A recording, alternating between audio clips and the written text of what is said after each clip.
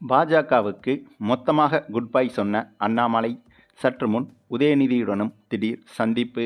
அரசியலில் அண்ணாமலை எடுத்த புதிய ரூட் திடீர் சிக்கலில் மாட்டிய பாஜக மற்றும் தவேகா. அதாவது கடந்த சில நாட்களாகவே பாஜக பற்றியும் அண்ணாமலை பற்றியும் பல முரண்பாடான செய்திகள் வெளிவந்தது. சமீபத்தில் அண்ணாமலை அவர்கள் டெல்லி சென்று வந்த பிறகுதான் இத்தகைய பேச்சுக்கள் உருவானது. அதற்கு மிக முக்கிய காரணம் அண்ணாமலைக்கும் பாஜகவுக்கும் இடையே கடந்த சில மாதங்களாகவே பிரச்சனைகள் என்பது இருந்து வருகிறது.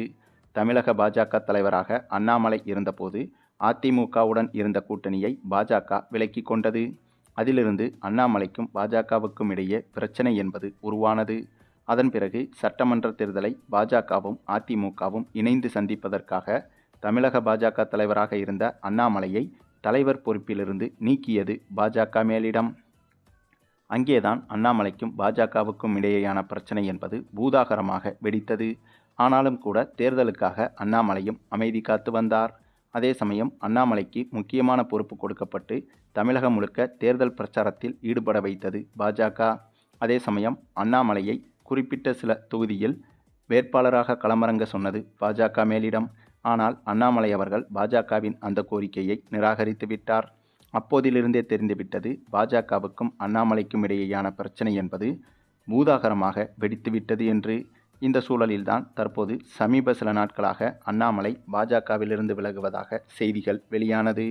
அதை உறுதி செய்யும் வகையில் அண்ணாமலையின் சமீபத்திய டெல்லி பயணம் என்பது மிகப்பெரிய சர்ச்சையாக மாறியது. ஏனென்றால் டெல்லியில் முக்கிய பாஜக தலைவர்களை சந்தித்து பாஜகவிலிருந்து விலகுவதாக அண்ணாமலை முடிவெடுத்துள்ளதாகவும் அதற்கான கடிதத்தை கொடுத்துள்ளதாகவும் நம்பத்தகுந்த வட்டாரங்களிலிருந்து செய்திகள் வெளியானது.